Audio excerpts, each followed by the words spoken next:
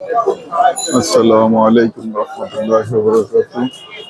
আসসালাতু ওয়াসসালামু আলাইকা ইয়া রাসূলুল্লাহ, আসসালাতু ওয়াসসালামু আলাইকা ইয়া হাবিবাল্লাহ, আসসালাতু ওয়াসসালামু আলাইকা ইয়া শাফিউল মুযনিবিন, আসসালাতু ওয়াসসালামু আলাইকা ইয়া রাহমাতুল লিল আলামিন। আজকে আমি আসছি সিলেট দরগায়ে হযরত শাহজালাল ইয়ামিনী রহমতুল্লাহ আলাইহির রওজা পাকে। এখানের যে দৃশ্য, রাতের দৃশ্য, সেটা আমি দেখানোর চেষ্টা করতেছি। এই মুহূর্তে মোটামুটি অনেক মানুষের সমাগম এবং দেখতেও বেশ অপরূপ লাগছে। এটি হচ্ছে হযরত শাহজালাল ইয়ামিনীর রওজা শরীফের সামনের রাস্তা। যে রাস্তাটির দুপাশে হোটেল এবং রেস্টুরেন্টের ব্যবসায় সবাই করতেছে। দেশ বিদেশ থেকে হাজার হাজার লোক এখানে প্রতিদিন সমাগম করে তাদের নজর নেওয়াজ মানতি সবকিছু এখানে করে থাকে, যাতে আল্লাহ তাআলা হুজুর সাল্লাল্লাহু আলাইহি ওয়াসাল্লামের দয়া ও মেহেরবানিতে ওলি আল্লাহর উসিলা করে মানুষ তার মনের বাসনা, মনের আরজি সেখানে পেশ করে এবং সেভাবেই তারা উপকৃত হয়। এটা হলো হযরত শাহজালাল ইয়ামিনীর রওজা শরীফের প্রধান গেট।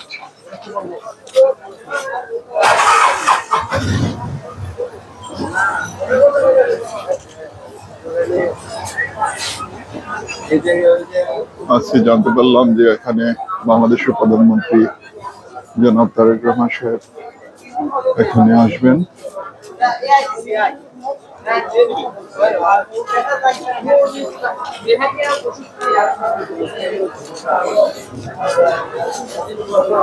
আসুন আমরা ভিতরে যাই এবং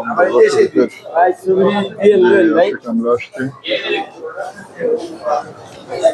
সেটা আমরা দেখি।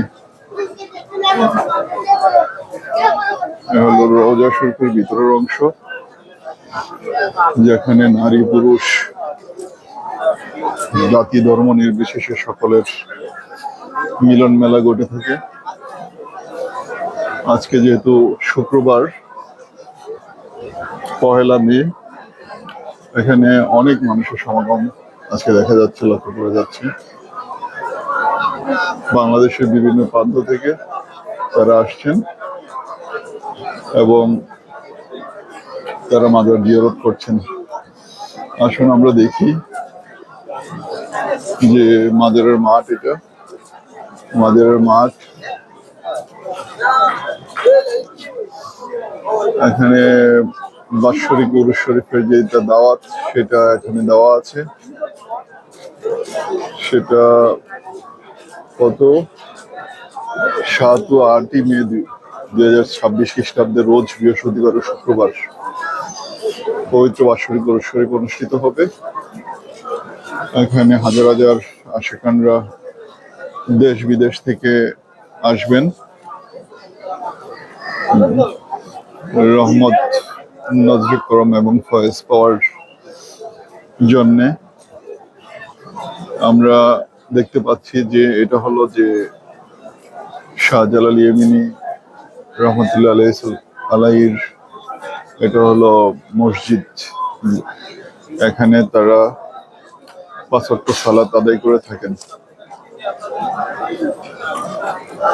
আসুন আমরা মাজারে যাওয়ার আগে এখানে যেই শাহজালাল ইয়ামিনীর যে ইয়াটা আছে, পুকুরটা আছে, সেখানে যাই এবং সেখানে গিয়ে দেখি যে সেখানে মানুষ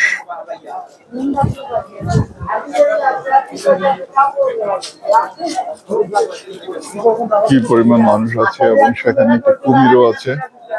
সবাই সেটা সম্পর্কে জানি।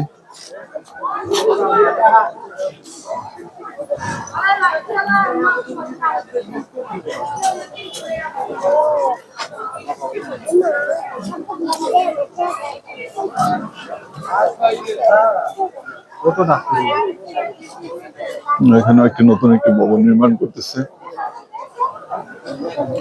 বেশ আজকে জমজমাট পরিবেশ।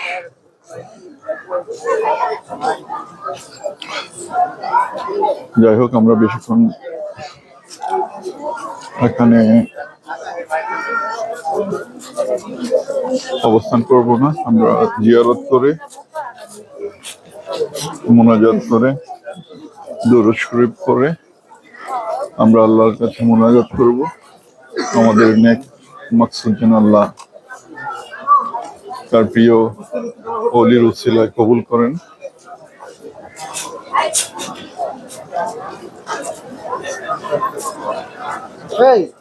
এই যে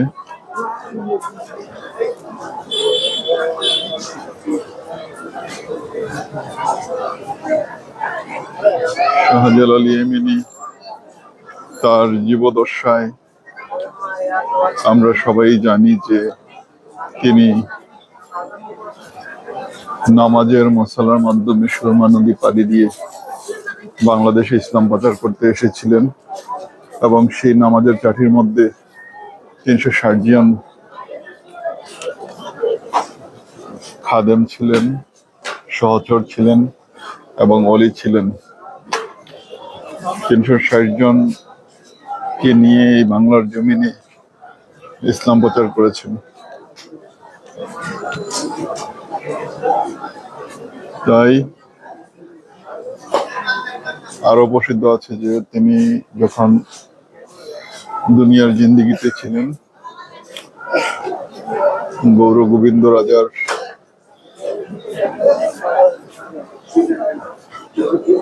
বাড়ি তিনি আল্লাহু আকবার আজানের ধ্বনিতে তিনি ধ্বংস করেছিলেন। কোনো মারামারি, কোনো কাটাকাটি, কোনো হানাহানির মাধ্যমে নয়, আল্লাহর সেই আজানের ধ্বনিতে ইশকের জোরে তিনি ইসলাম প্রচার করেছিলেন এবং গৌর গোবিন্দ রাজাকে পরাজিত করেছিলেন। এটি হলো মাজারের উপরের সিঁড়ি এবং এই সিঁড়ির মধ্য দিয়ে মাজারে প্রবেশ করতে হয়। আসুন আমরা মাজারের ভিতরে যাব এবং দেখব। এখন আমি সিঁড়ি দিয়ে আমি উঠতেছি জিয়ারত করার জন্য।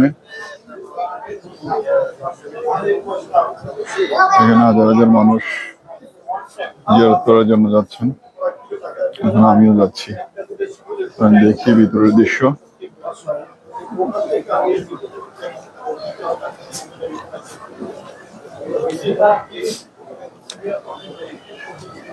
জানি না ভিতরে ভিডিও করা যাবে কিনা। এটা হলো মাজারের প্রবেশ পথ, ভিতরের প্রবেশ পথ। এখানে খাদেম সাহেবরা অবস্থান করতেছে। খাদেম সাহেবরা এখানে অবস্থান করতেছেন।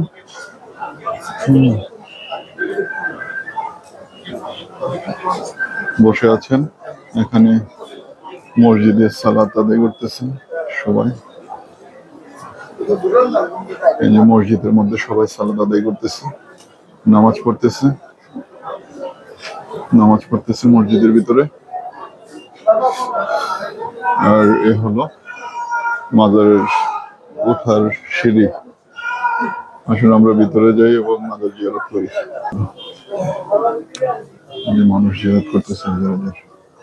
সালাতু ওয়াসসালামু আলাইকা ইয়া রাসূলুল্লাহ, সালাতু ওয়াসসালামু আলাইকা ইয়া হাবিবাল্লাহ, সালাতু ওয়াসসালামু আলাইকা ইয়া শফিউল মুযনিবিন, সালাতু ওয়াসসালামু আলাইকা ইয়া রাহমাতুল লিল আলামিন।